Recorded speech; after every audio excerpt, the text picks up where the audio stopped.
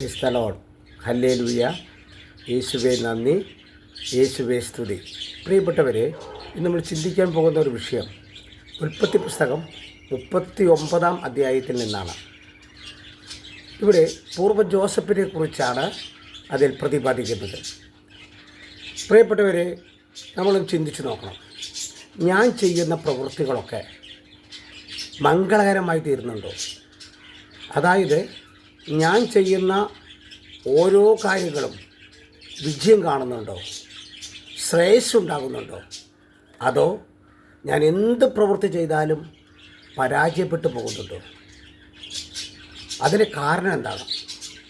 എപ്പോഴും ചിന്തിച്ചു. നമ്മൾ പറഞ്ഞാൽ എന്ത് ചെയ്താലും പരാജയപ്പെട്ടു പോകും, ഞാൻ എന്ത് ചെയ്താലും വിജയിക്കുന്നില്ല. അതിന് കാരണം കർത്താവ് എന്നോടുകൂടെ നിന്നോടുകൂടെ ഇല്ല എന്നുള്ളതാണ്. കർത്താവില്ലാതെ നമ്മൾ ചെയ്യുന്ന എല്ലാ പ്രവൃത്തികളും എല്ലാ കാര്യങ്ങളും പരാജയപ്പെട്ടു പോകും. അതാണ് എനിക്കും നിങ്ങൾക്കൊക്കെ സംഭവിക്കുന്ന ഒരു കാര്യം. കർത്താവ് ജോസഫിൻ്റെ കൂടെ ഉണ്ടായിരുന്നു.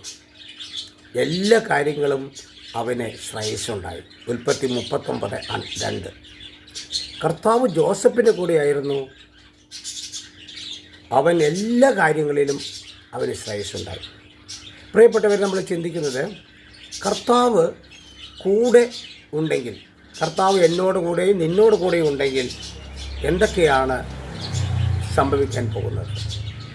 ഒന്നാമത്തെ കാര്യം, ഞാനും നീയും ചെയ്യുന്ന പ്രവൃത്തികളിൽ ശ്രേയസ്സുണ്ടാവും. എല്ലാ കാര്യവും തൊട്ടാൽ അത് പൊന്നാവും. എല്ലാ കാര്യങ്ങളും വിജയം നേടും. ഞാൻ ചെയ്യുന്ന എല്ലാറ്റിലും ഒരു അഭിവൃദ്ധി, ഒരു പുരോഗതി ദൈവം തരും. രണ്ടാമത്തെ കാര്യം, കർത്താവ് കൂടെ ഉണ്ടെങ്കിൽ ഞാനും നീയും മറ്റുള്ളവരുടെ പ്രീതിക്ക് കാരണമാകും. സമൂഹം നമ്മളെ പ്രീതിപ്പെടുത്തുന്ന തരത്തിൽ പെരുമാറാൻ തുടങ്ങും.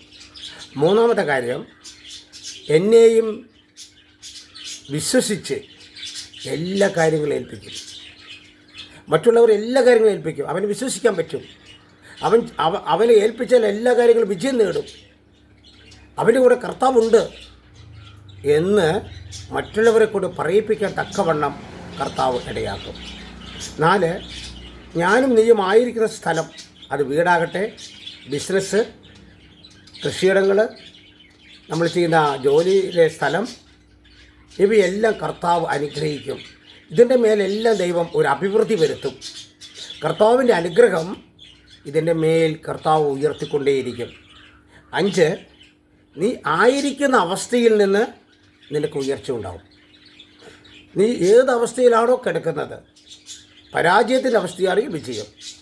ഒരു പ്രൊമോഷന് വേണ്ടി ശ്രമിക്കുന്നുണ്ടെങ്കിൽ പ്രൊമോഷൻ. നിൻ്റെ വീട്ടിലും നീ ഒരു അനുഗ്രഹം, നിൻ്റെ നാട്ടിലും നീ ഒരു അനുഗ്രഹം, നിൻ്റെ ബിസിനസ് മേഖലയിലും നിനക്കൊരു അനുഗ്രഹം. മറ്റൊന്ന്, 6ാമത്തെ കാര്യം, പാപം ചെയ്യാൻ തോന്നുകയില്ല. പാപത്തെ വെറുക്കും. യേശു കൂടെ ഉണ്ടെങ്കിൽ പാപം ചെയ്യാൻ തോന്നില്ല. 7, എത്ര ഞെരുക്കവും കഷ്ടതയും സഹനവും വന്നാലും അതിൽ നിന്ന് കർത്താവ് രക്ഷിക്കും.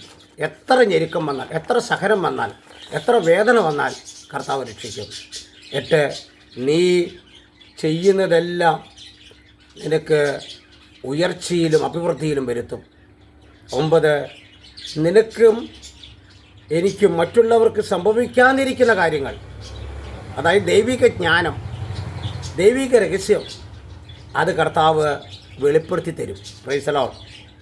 10ാമത്തെ കാര്യം, നിന്നെ വീടിൻ്റെ, നാടിൻ്റെ, രാജ്യത്തിൻ്റെ ഉന്നത വ്യക്തിയാക്കും. പുതിയ അധികാരങ്ങൾ കർത്താവ് തരും. പുതിയ കഴിവുകൾ കർത്താവ് തരും. പുതിയ ശക്തി കർത്താവ് തരും. നിന്നോട് ആലോചന ചോദിക്കുന്ന ആയിരങ്ങൾ നിന്റെ മുമ്പിൽ കൊണ്ടുവരും. നീ ഭരണാധികാരികളുടെ മുമ്പിൽ പോലും നീ ഉയർന്നു വരും. Praise the Lord. ഹല്ലേലൂയ. യേശുവേ നന്ദി, യേശുവേ സ്തുതി. ഇഷ്ടപ്പെട്ടിട്ടുണ്ടെങ്കിൽ നിങ്ങൾ ലൈക്ക് ചെയ്യുക. നിങ്ങളുടെ പ്രാർത്ഥനാ സഹായങ്ങൾ കമൻറ്റ് ബോക്സിൽ ഇടുക. ഇത് മറ്റുള്ളവർക്ക് ഷെയർ ചെയ്യുക. ദൈവം നിങ്ങളെ അനുഗ്രഹിക്കട്ടെ. ഹല്ലേലൂയ. യേശുവേ നന്ദി.